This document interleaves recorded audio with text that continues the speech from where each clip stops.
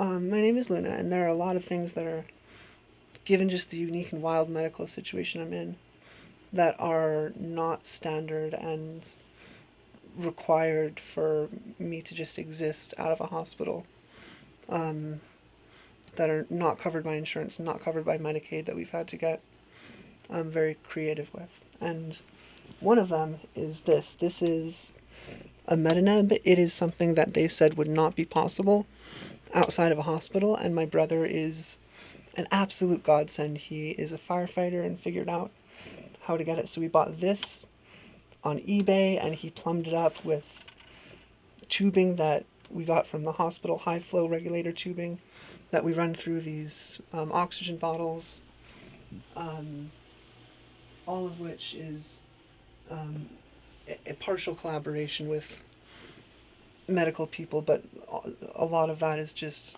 what do they call it? Not off-label, not out of pocket. Like there are no supply companies that offer this, Mm-hmm. so it is, and I would not be alive without that at home. I would not be able to be out of a hospital without it. I honestly probably wouldn't have, I don't think, made it through the last week of whatever upper respiratory thing I had, have been hopefully getting over without that device. So this device is a godsend for me because, and I just want to talk on it a little bit more because it's so important. When you have the sort of scarring that I have in my lungs, because I'm down to maybe 15% lung function left, there's really not that much left. And let's say you have something like my leg, where, where everything started. You have, if you can get the scar, the way you deal with this is with massage, with muscle work. You can get to this, but how do you get to scarring that's inside of a rib cage? How do you actually address that and deal with it when it's in the final stages and when there really isn't a lot? And this device is that. So just to turn it on for a second.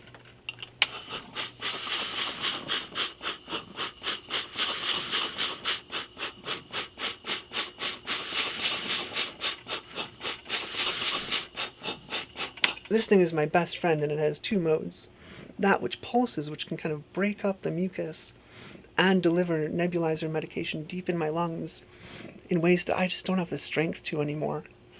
And helps me produce secretions and keep my lungs, the little bits that do work, working well enough to just keep me alive and functioning. And then also, it has another mode that helps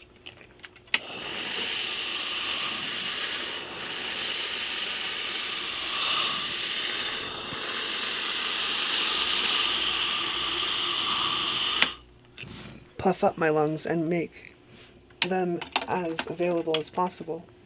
This sort of stuff is only available in hospitals and is like a step above what you would get if you went to the urgent care for like an asthma attack. So, yeah. So this is perhaps the biggest example of stuff like that.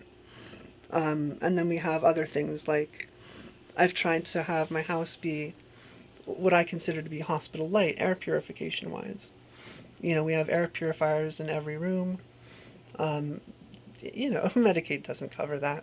Um, and then everything down to food being medicine, where, because I've had so much chemotherapy for so long, I have to be careful with, just it's a buildup of food trauma where I have to be mindful of what I eat and what works and what doesn't. Like if you get sick, sometimes things are hard to eat. But for me, there can be a lot of them. And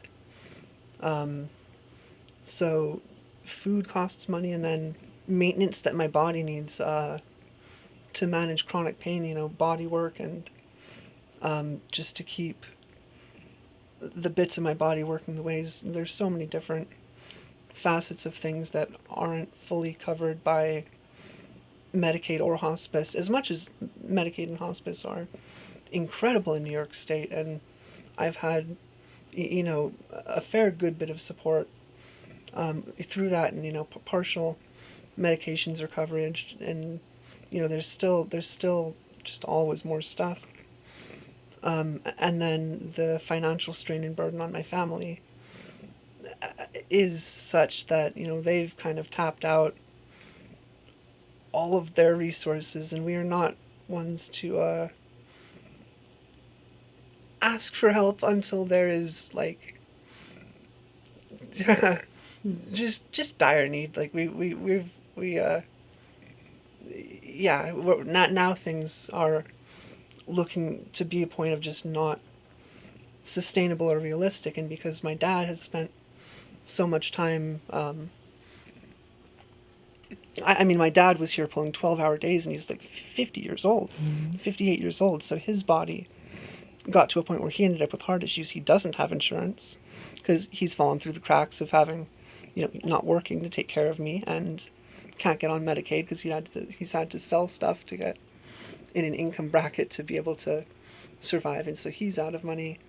My little brother works as a firefighter, but he's been out here, not covering his bills. So he's, for him to exist out here would be bankrupt, and has worked through all of his PTO. So he isn't a source of financial support anymore. And I have burnt through all of my, just about all of my medical fund and life savings to get to this point. And so it is looking at a point of just existence, just baseline existence, and the sake of sustainability, things aren't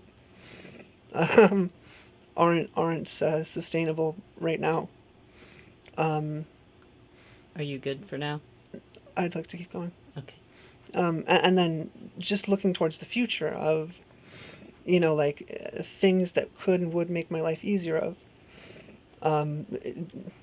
like to say a new bed frame for if and when things progress, to be able to, have a bed that can move, like a hospital type bed to suit this mattress.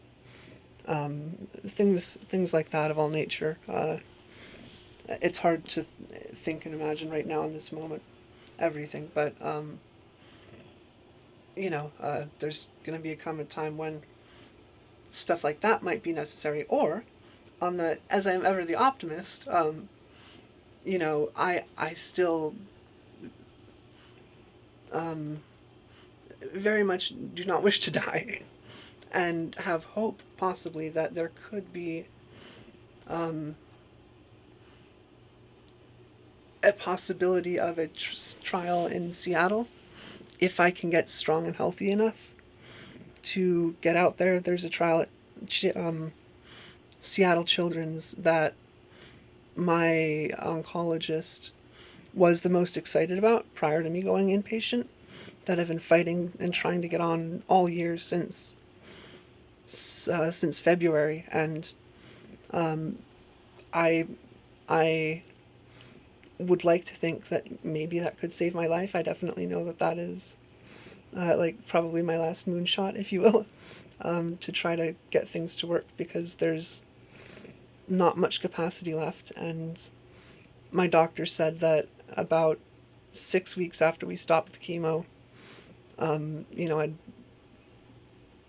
tumors would start growing again, and I'd start having progression, and it's been about 7 weeks. So, there's definitely,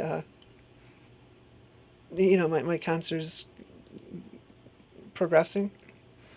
And at some point, that just to have that be possible, right? Because that's going to be an endeavor. How do we get me with enough of the medical stuff out here, like this BiPAP, for example, as well, which helps breathe for me. That's the other big medical device. And if I come off hospice, a lot of this stuff goes away, and we have to figure out, how do I keep the things that are keeping me alive together to keep me alive, to get out there, to start this trial and this treatment. And I either way, just to have, ability to, and my brother and I have thought about it, to rent an RV one way across the country is probably the best way to do it. to get me out there, and gods know, how are we going to figure that out? We're going to need to get tons of oxygen cylinders for the drive, and it's going to be an adventure, and however sketchy and maybe, but I think there's possibility there to make it work. But that is, I can't imagine of the logistics of how we would do that, as much as you would, and there's a lot of pieces to make that work that I know just are going to be costs and costs and costs. And so to have the ability to, from basics of food and just existing at baseline to being able to, get a replacement light bulb for the lava lamp that just broke. That we got, to stuff like that, or just little fun, nice things that make life worth living. Down to like getting more diapers, because as much as diapers are fun and nice and lovely, being incontinent and very much dependent on them at this point is another thing, right? And there's just a lot. So Very good.